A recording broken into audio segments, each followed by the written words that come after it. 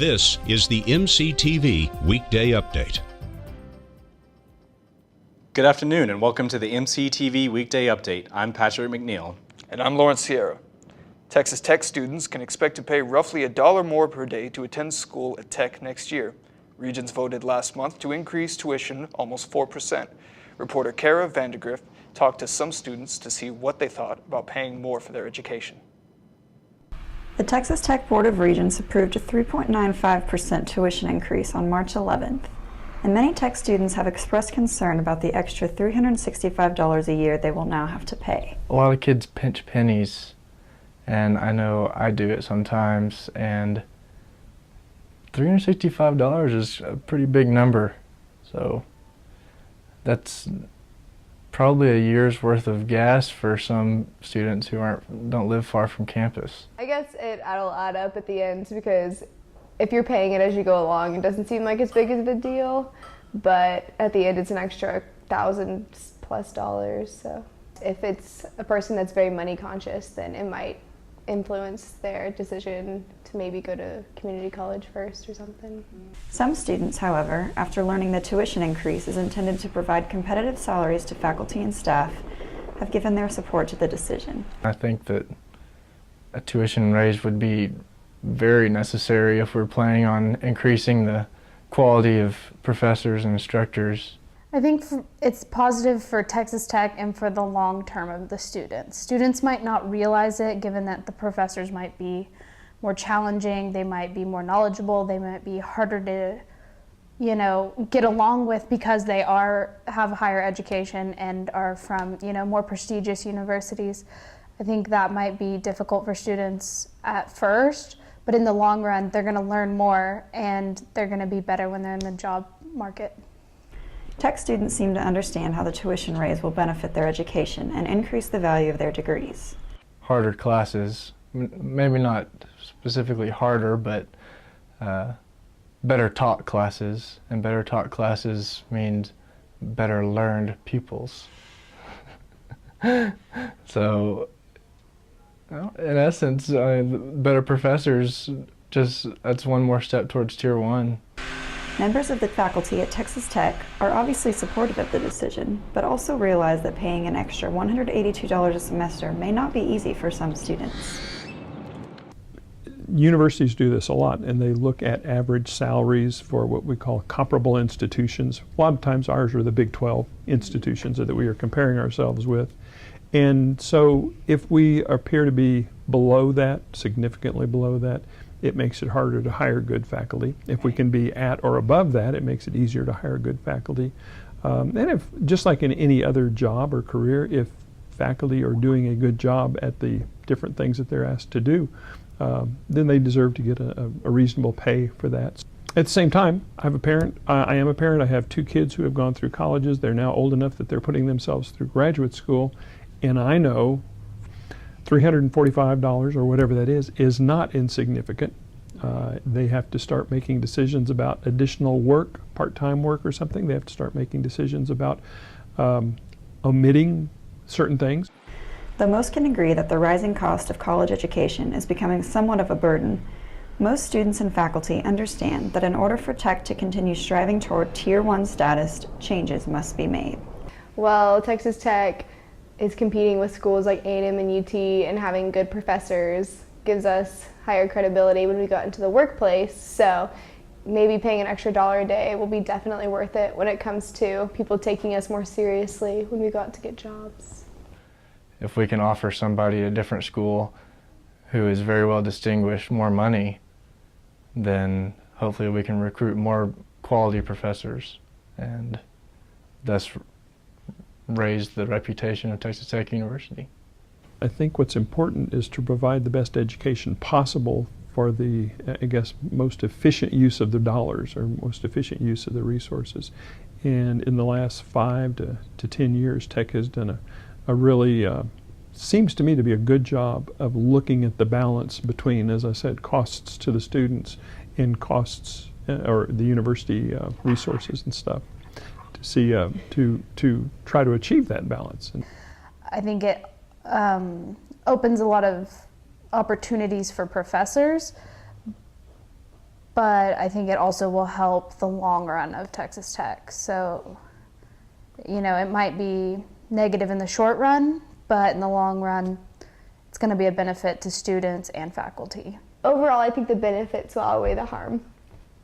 For MCTV, I'm Kara Vandergriff. Hey, if you see somebody near you wearing a green bandana, you might want to give them some room. Most likely they're playing Humans vs. Zombies.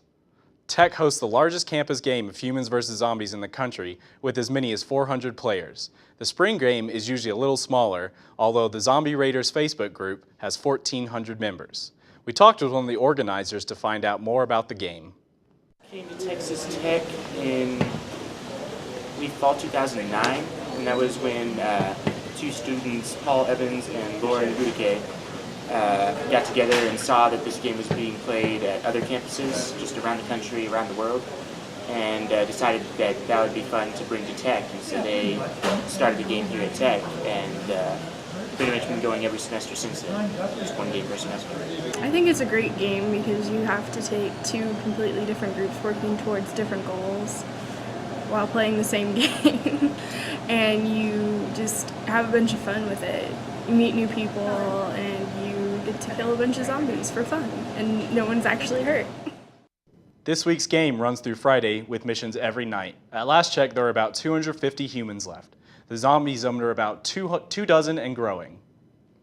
You might remember that iconic photo of President Obama that got rendered in red and blue and printed as a poster? That's pop art, and Sunday, TAB gave students a chance to create their own personalized masterpiece. Well, I went out to the event, and here's what I found. Students had a great opportunity today to model themselves into the iconic pop art of Andy Warhol. And so basically this event, they'll just stand behind or in front of a screen. They'll take a picture of themselves, and then he's going to edit it and make it look like a classic. It's like the Andy Warhol pop art pics. John McLaughlin has worked many events like this for Tech in the past.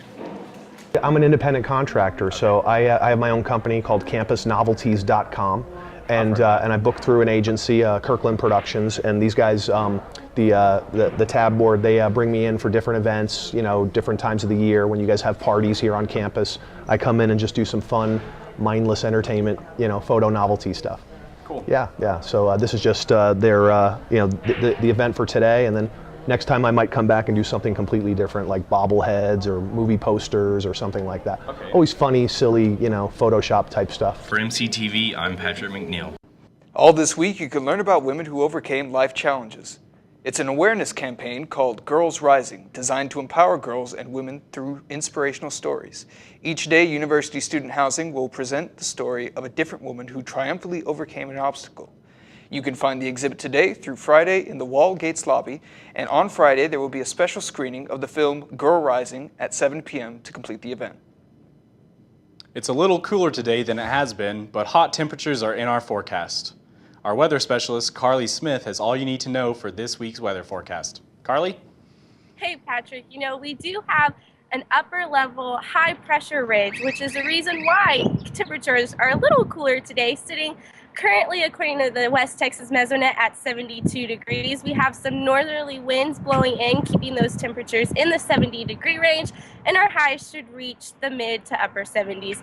And so as we head into tonight's forecast, it is going to be clear tonight with the low reaching around 45 degrees, and more winds will shift to the south, blowing a little light and variable at 5 to 10 miles per hour. As we head into tomorrow's forecast, skies will continue to be clear and the conditions will continue to be once again dry and breezy. So it looks like all of those rain chances were left back in this past weekend. Winds will be southwest 12 to 25 miles per hour, and the high could climb into the mid-80s. There is another critical fire weather possibility through Thursday with the low humidity and the strong winds. And so as we head into our 3-day forecast, you'll see that Thursday will once again be a little windy with westerly winds at 10 to 20 miles per hour. And it'll once again be sunny, dry, and breezy with the low at 52 and the high possibly climbing into the 90s for the first time this year. And so as we head into Friday, a weak cold front will blow through, but once again, you'll see that that shouldn't affect temperatures too much. as the high will be 85, the low 49, and northeast winds at 10 to 20 miles per hour. And so with those winds, once again, there is a concern for wildfire and the low humidity, and it looks like not a very good chance for rain. Back to you guys at the studio. Hey Carly, have you been to the baseball games lately? I heard the fans can get a little rowdy. You know, the fans aren't quite like football games, and I have been going to the baseball games. And just last week against UT, I got the chance to meet some of the rowdiest fans. These stands were filled with tons of Red Raiders cheering on their baseball team as they face UT, but some of the craziest fans sit right here. They've been here for years, and they are known as the Tech Hecklers. In the final game of a tough series against UT, Tech was down 0-2 headed into the bottom of the ninth.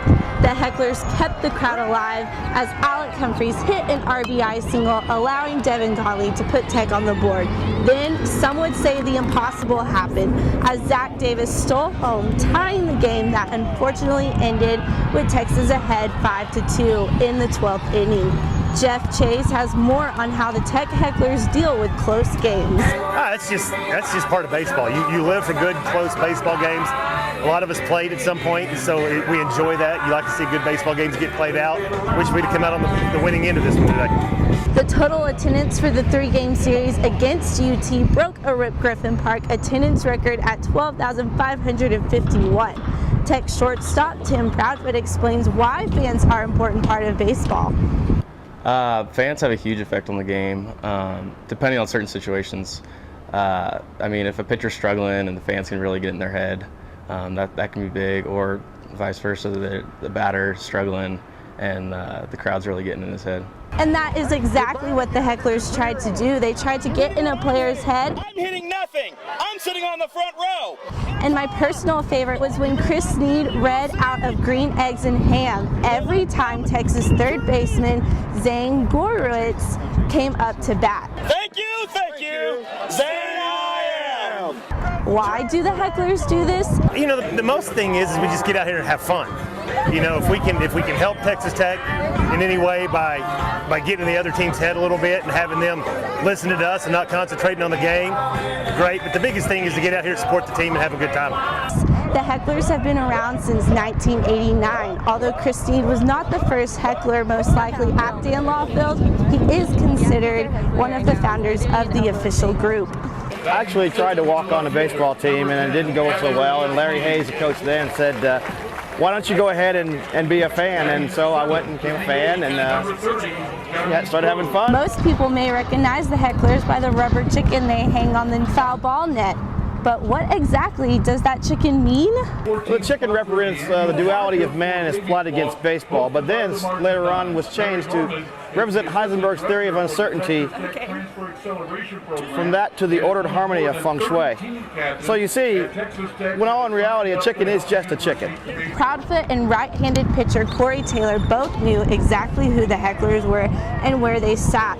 But how do the Hecklers affect their game? They affect my game because they kind of just give us a chuckle out there. They kind of lighten the mood. I mean, when you come to Tech baseball field, I think everybody knows who the Tech Hecklers is, so they definitely try to get in the player's mind and just give us a little advantage. The group itself has become a sort of a family that is bonded by the love of baseball, but that doesn't mean new members can't join. Well, you know, that's the fun thing about the Tech Hecklers. It's all you have to do is want to be a fan and come out and support the baseball team. And you know, now we don't have it's not as structured as we once were. So if you want to be a fan, if you want to be a supporter of Tech baseball, you just come out and sit with us, really. Tech baseball is playing back at home tonight as they take on Abilene Christian at 6:30. Although most of the Hecklers have graduated and they have kids of their own now, so they might not be able to make it out to the weeknight game, but they will for sure be out in full force this weekend as we take on Kansas State. So maybe if you head out to the game, you might want to take a chance and sit with them and see how it goes. Patrick and Lawrence, back to you. Thanks, Carly. Well, that's all for this Tuesday's edition of the MCTV Weekday Update. Thanks for joining us. Be sure to check ttuhub.net every day for more news. Have a great week.